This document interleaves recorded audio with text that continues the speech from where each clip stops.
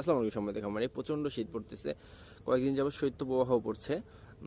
এই তীব্র শীতে আপনার গরুকে যদি সুস্থ রাখতে চান, আজকের ভিডিওটা আপনার জন্য। এই শীতে আমরা জানি গরুর বডি টেম্পারেচার 38 থেকে 39 ডিগ্রি সেলসিয়াস থাকে। এই টেম্পারেচার এই বর্তমান সময়ে এই শীতের সময়ে এই টেম্পারেচার মেনটেন করতে হলে একটা গরুকে প্রচুর পরিমাণ এনার্জির সাপোর্ট দিতে হয়। এনার্জির সাপোর্ট যদি আপনি না দেন, তাহলে ও নিজে থেকেই এনার্জির সাপোর্টটা নিজে নিয়ে নেয়। আমি বলছি এটার বিস্তারিত কীভাবে কী করতে হবে।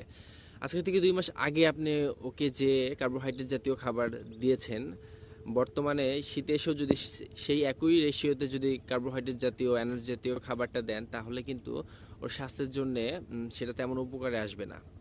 এর কারণ হলো বর্তমানে প্রচণ্ড শীত হওয়ার কারণে ওর শরীর গরম রাখতে হয়। এই গরম রাখতে গেলে ওর অনেক পরিমাণ এনার্জির প্রয়োজন হয়। আপনি যখন ওকে এনার্জিযুক্ত খাবার বেশি দিবেন না, তখন ও কী করবে, ওর শরীর থেকে ফ্যাটটা ভাঙবে প্রথম, মানে চর্বিটা ভাঙবে, চর্বিটা ভেঙে এনার্জির যোগান দেবে। যদি যখন আবার চর্বি শেষ হয়ে যাবে, মানে ওর শরীরে ফ্যাট শেষ হয়ে যাবে, তখন ওর যে পেশি আছে সেই পেশি ভেঙে শরীরের এনার্জি যোগান দেবে। তারপর যখন পেশি শেষ হয়ে যাবে, তখন আপনার গরু কী হবে, আস্তে আস্তে কঙ্কালের মতো হয়ে যাবে, শুধু হাড্ডি দেখা যাবে। তখন আপনারা বলেন, কিরে আমার শীতের সময় আমার গরু, শীতে আসলে আমার গরু শুধু শুকিয়ে যায়, খাবার খায় না, চিকন হয়ে যায়, দুধ দেয় না। তখন কিন্তু আপনারা বলেন এই সমস্যা। আসলে এই সমস্যাটা ওইখানে না, সমস্যাটা হলো আমরা আমাদের গরুকে যত্ন নিতে পারি না। এই যত্ন নেওয়ার জন্য কি করতে হবে, ওকে এই সময় প্রচণ্ড পরিমাণে, মানে মোটামুটি ভালো পরিমাণে কার্বোহাইড্রেট জাতীয় খাবার খাওয়াতে হবে, যেটা প্রচুর পরিমাণে এনার্জি থাকে। সেক্ষেত্রে আপনি সহজ মাধ্যম হিসেবে ভুট্টা নিতে পারেন। ভুট্টায় প্রচুর পরিমাণে কার্বোহাইড্রেটের দরকার আছে। ও আরেকটা কথা, আপনি কিন্তু প্রোটিনের প্রয়োজন নেই এই সময়, অত পরিমাণে প্রোটিনের কোনো প্রয়োজন নেই।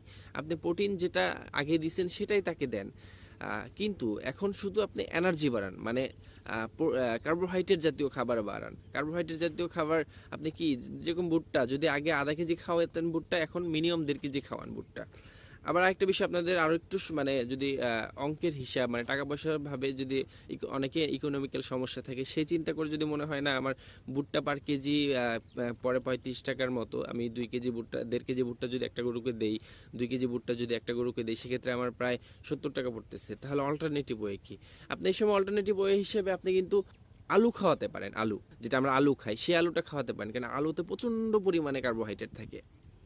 অবশ্যই আলু খাওয়ানোর পূর্বে একটা জিনিস মাথায় রাখতে হবে, আলু খাওয়ালে, কাঁচা আলু যদি খাওয়ান, তাহলে তার নাইট্রেট অ্যাসিডের যে বিষক্রিয়া, সেটা হতে পারে, বডিতে টক্সিসিটির পরিমাণ বেড়ে যেতে পারে।